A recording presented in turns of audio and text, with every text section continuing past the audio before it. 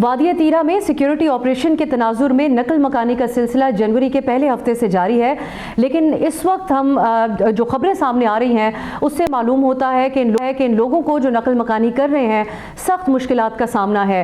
एक वजह इसकी मौसम की ख़राबी है और दूसरी वजह जो इंतज़ामात हैं उसको भी बताया जा रहा है। बहुत सारे लोग ऐसे हैं जो बर्फ़ में फंसे हुए हैं और उनके साथ उनकी फैमिलीज़ हैं, उनके बच्चे हैं और 3 दिन से यहाँ पर रेस्क्यू ऑपरेशन भी जारी है।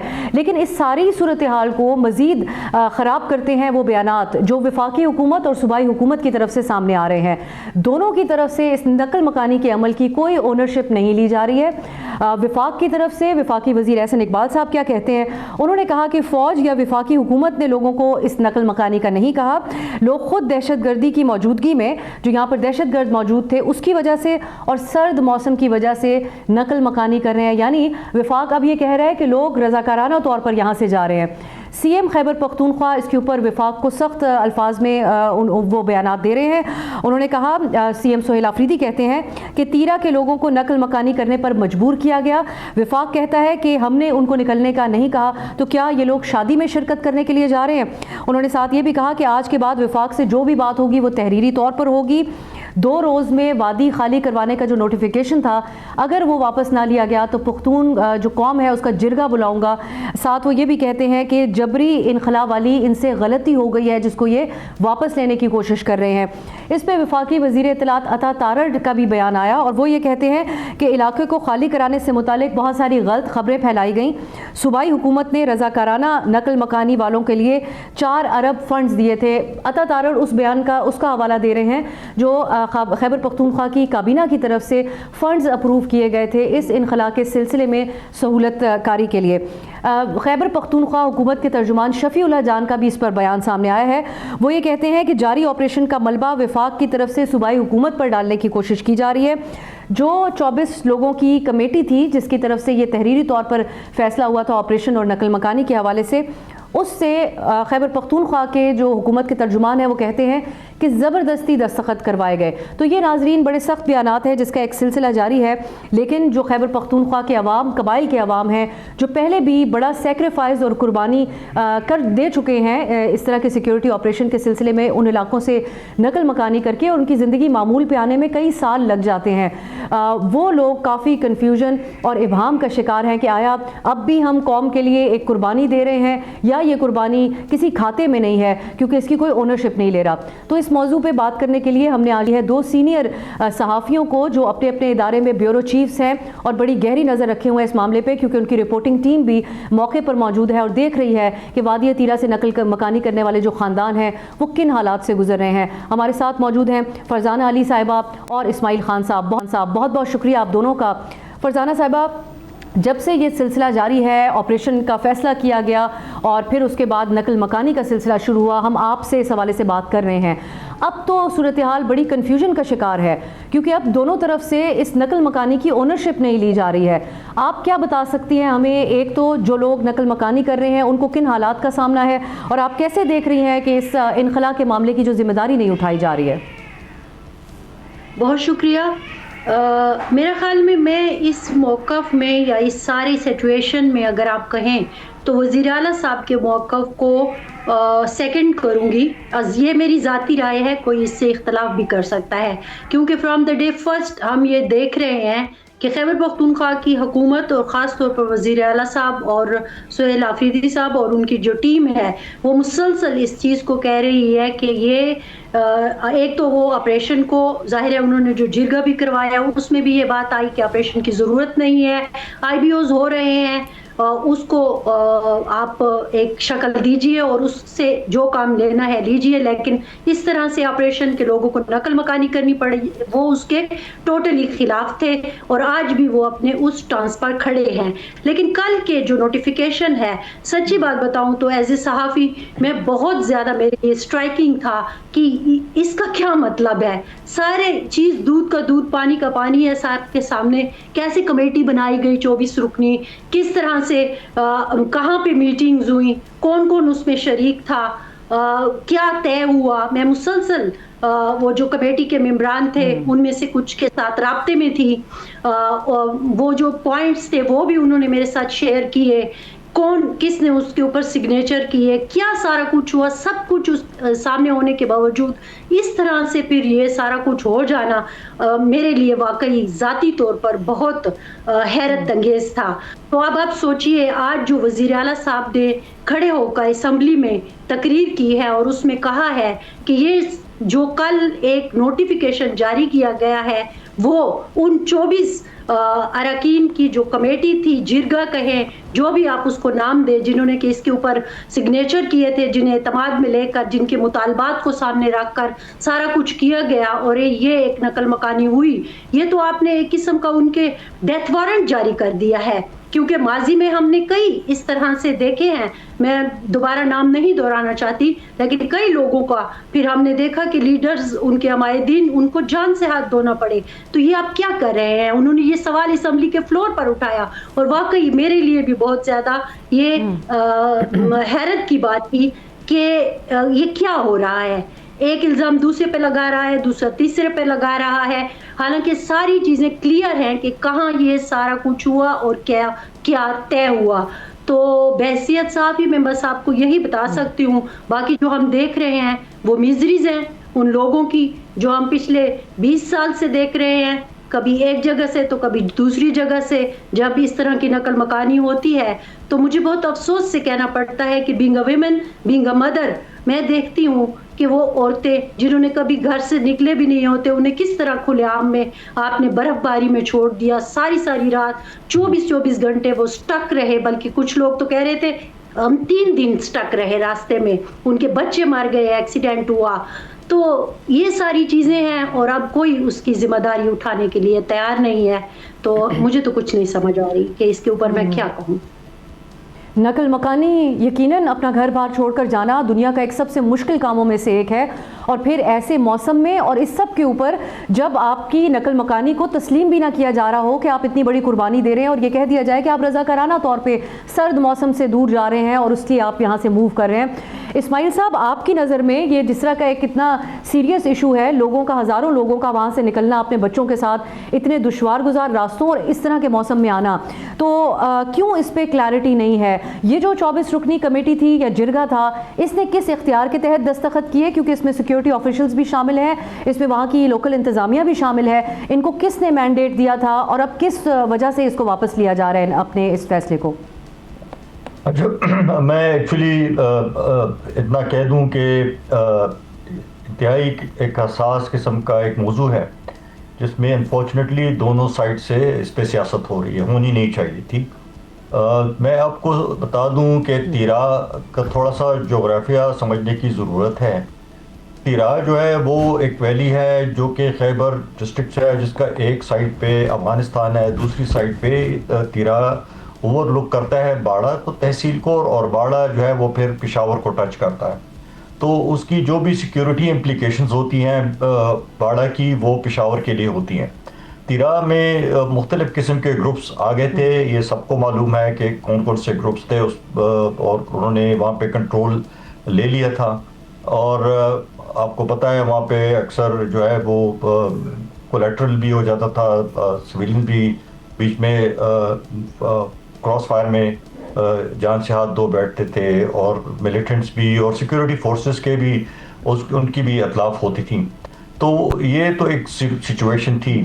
अच्छा, वहाँ पे अली अमीन साहब जब चीफ मिनिस्टर थे तब से ये सोचा जा रहा था कि यहाँ पे ऑपरेशन अब लाजमी हो गया है, क्योंकि बहुत सारे ग्रुप्स आ गए थे वहाँ पे और उसका इम्प्लीकेशन एक फॉल आउट बन रहा था पेशावर के लिए। सीजनली तीरा जो है उसमें विंटर्स में स्नोफॉल होती है, हमेशा होती है, पहली मरतबा नहीं हुआ, लेकिन जब भी स्नोफॉल होती है तो वहाँ पे लोग जो हैं उसमें बहुत सारे वो नीचे आ जाते हैं बाड़ा की तरफ, नकल मकानी करते हैं, यहाँ पे उनके घर हैं या रिश्तेदारों के यहाँ ठहरते हैं या फिर पेशावर आ जाते हैं। तो ये एक सीजनल माइग्रेशन होती है तीरा से ज़्यादातर बाड़ा और फिर ऑनवर्ड्स पेशावर। हुआ क्या? हुआ ये कि जिस तरह मैंने आपको बताया कि अली अमीन गट्टापुर साहब जब चीफ मिनिस्टर थे तब से ये इस पे मुशावरत हो रही थी कि तीरा में ऑपरेशन होना चाहिए, और तब से इस पे जरगे भी हो रहे थे लोगों के साथ, ज़िले इंतज़ामिया भी हो रहा था। जिस तरह आप कहती हैं कि लोकल इंतज़ामिया, तो मेरे ख्याल में आपने इसको थोड़ा सा बहुत ही ज़्यादा लोकलाइज्ड इसको कर दिया। ये लोकल इशू नहीं था, ना लोकल इंतज़ामिया एज सच میں انورٹیڈ کاما میں لوکل میں آپ کو بتا دوں کہ لوکل کا مطلب یہ نہیں کہ لوکل ڈپٹی کمشنر جو تھا وہ اس میں ضرور انوالو تھا، لیکن یہ پروونشل لیول پہ ہمارے جو آفیسرز ہیں چیف سیکرٹری سے لے کے ڈاؤن ورڈ، اس میں اس مشاورت میں ان کے ساتھ جرگوں میں شریک رہے ہیں۔ پروونشل گورنمنٹ صرف سیاسی قیادت نہیں ہوتی، ان کی پالیسی ضرور ہوتی ہے سیاسی ایگزیکٹو کی، پولیٹیکل لیڈرشپ کی، لیکن وہ امپلیمنٹ ہوتی ہے تھرو دا بیوروکریسی۔ تو بغیر پولیٹیکل لیڈرشپ کے پالیسی ایڈوائز اور گائیڈ لائنز کے بغیر کوئی بھی جو ہے وہ بیوروکریسی جو ہے اپنے تئیں کوئی فیصلہ نہیں کر سکتی۔ بالکل اس وقت سے یہ مشاورت جاری تھی، ہوتی رہی، کئی سارے جرگے ہوئے، سیورل راؤنڈز آف جرگاز ہوئے۔ اس کے بعد کرتے کرتے پھر یہ جو 24 رکنی جو جرگہ بنا، اس کے بعد اس پہ اس جرگے نے بہت میں سمجھتا ہوں کہ مائنیوٹسٹ ڈیٹیلز میں جا کے، کیونکہ یہ اس سے پہلے بھی نقل مکانی بھگت چکے ہیں، دس از دا سیکنڈ ٹائم کہ یہ نقل مکانی وہاں پہ ہو رہی ہے آپریشن کی وجہ سے۔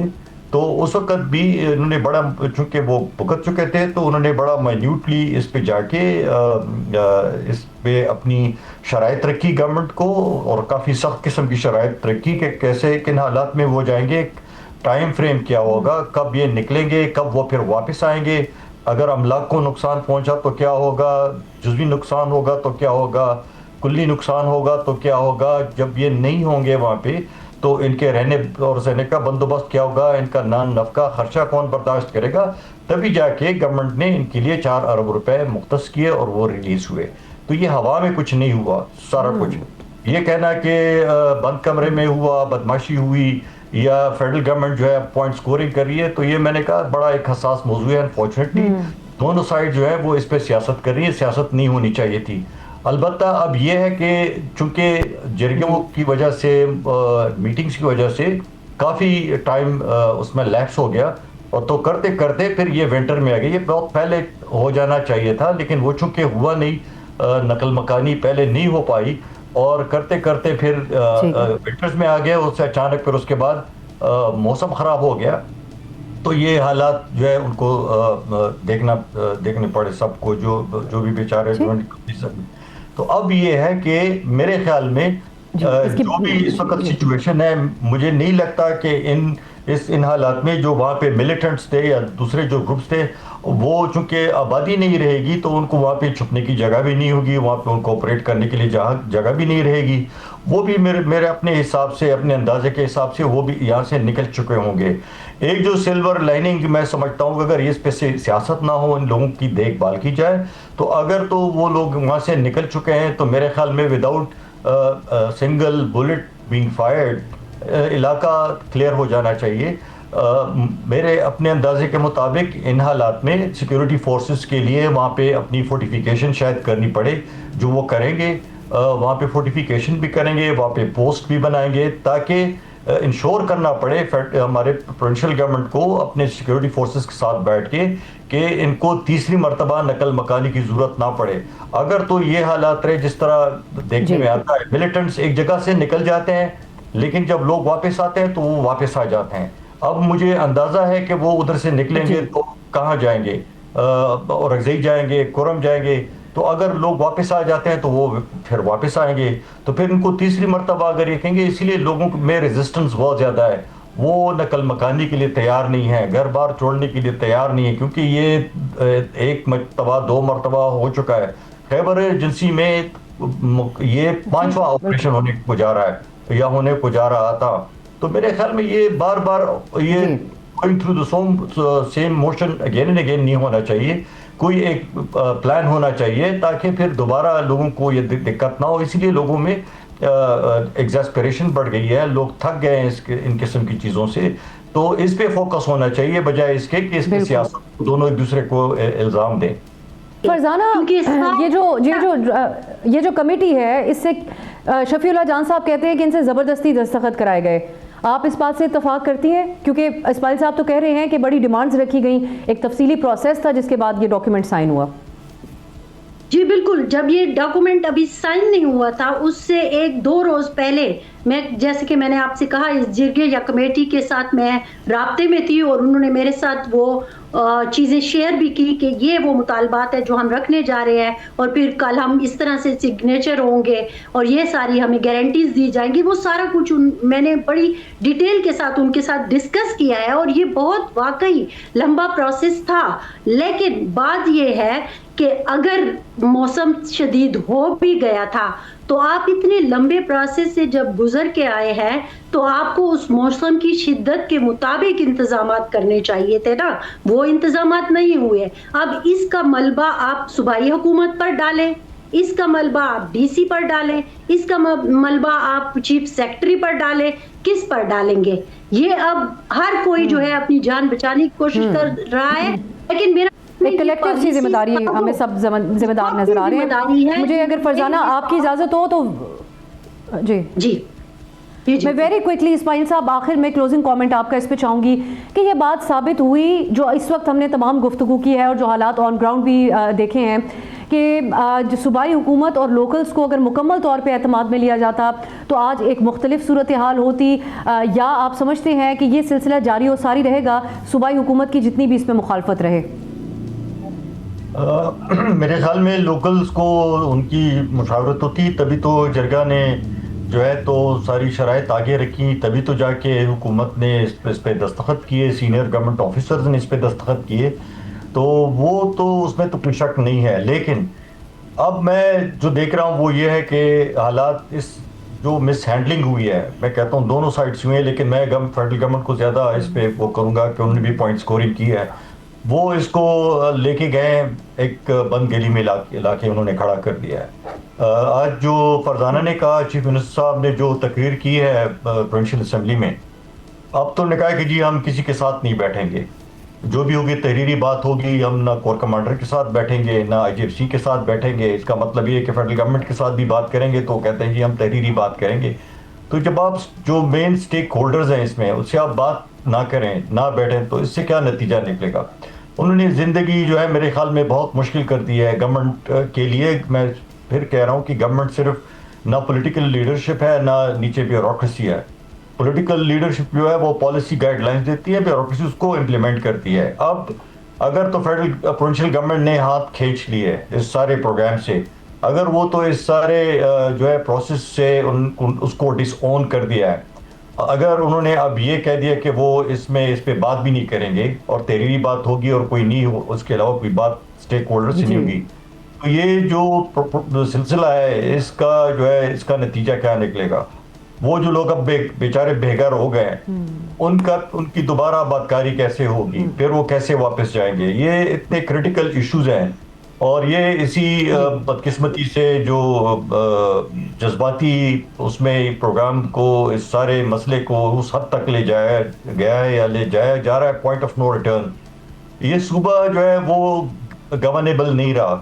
بدقسمتی سے انڈس کے اس پار, اٹک کے اس پار نہ لوگوں کی انڈرسٹینڈنگ ہے, نہ کچھ ہے, نہ کوئی سمجھتا ہے, نہ کوئی سمجھنے کے لیے تیار ہے. صوبے کو بس ایک سیاسی اکھاڑا بنایا ہوا ہے, نہ کوئی سمجھتا ہے. میں سب کی بات کر رہا ہوں, اس میں پی ٹی آئی بھی ہے, اس میں دوسری پولیٹیکل پارٹیز ہیں, دوسرے سارے اسٹیک ہولڈرز ہیں. تو یہ ایک اکھاڑا بن گیا ہے اور یہاں پہ تب آزمائی ہو رہی ہے.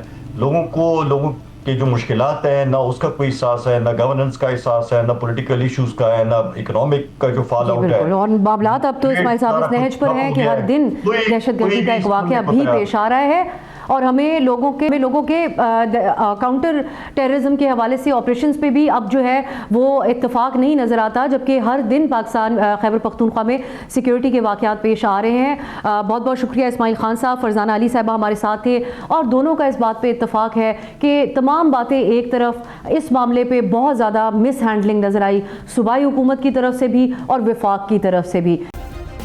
سبسکرائب کریں اور بیل دبائیں تاکہ کوئی خبر رہ نہ جائے.